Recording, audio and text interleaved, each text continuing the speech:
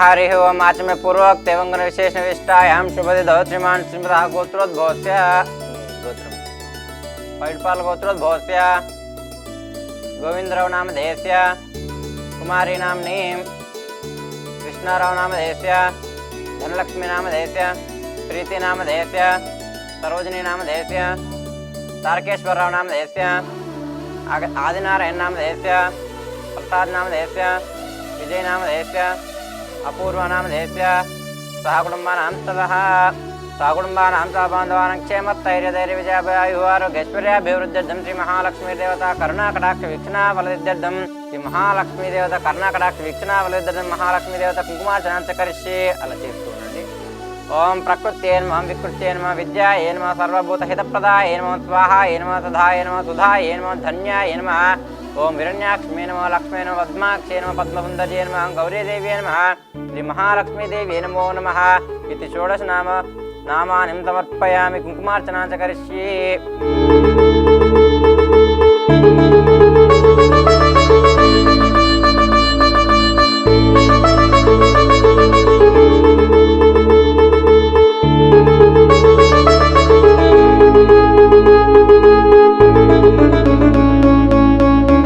ఎప్పటి నుండో వస్తాం అనుకుంటున్నాము, కానీ హైదరాబాద్ పని మీద వచ్చాము. ఇవాళ సడన్ మనిషి రావాలని బుద్ధి పుట్టింది.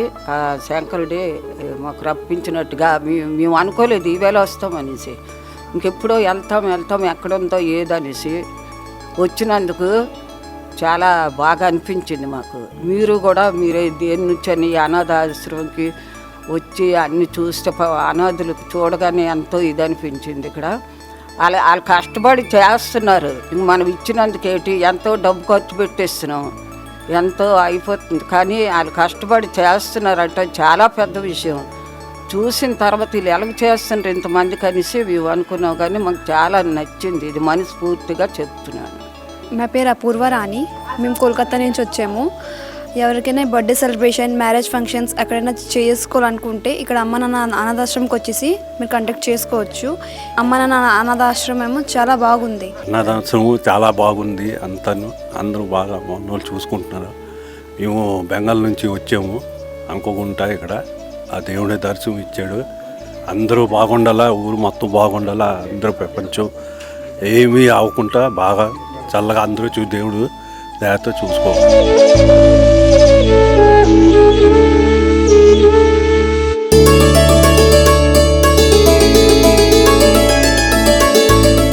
అమ్మా నాన్న అనాథాశ్రమంలోని అభాగ్యుల ఆకలి తీర్చేందుకు మానవతామూర్తుల అన్నదాతల సహాయాన్ని కోరుతున్నాము. ఈ రక్షణాలయంలో జీవిస్తున్న నిర్భాగ్యులకు 3 పూటలా అన్నదానం చేసేందుకు నిత్యావసర వంట సామగ్రి నిల్వలు సరిపోక ఇబ్బంది అవుతోంది. ఈ స్థితిలో ఆకలి తీర్చే మానవతామూర్తుల సాయం కోసం ఈ అభాగ్యులు ఆశగా చూస్తున్నారు.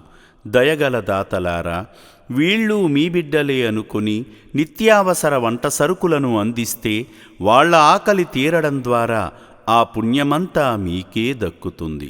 సేవాభావంతో మీరిచ్చే కేజీ బియ్యంతో 4 అభాగ్యులు కడుపు నిండా తింటారు.